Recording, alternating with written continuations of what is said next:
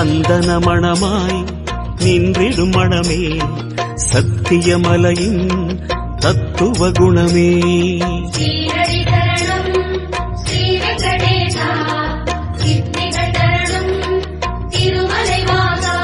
உன் கோயில் வந்தோமே பொன் வாசல் நின்றோமே, உன் கோயில் வந்தோமே பொன் வாசல் நின்றோமே, எதிரில் வருவாய் பெருமாளே.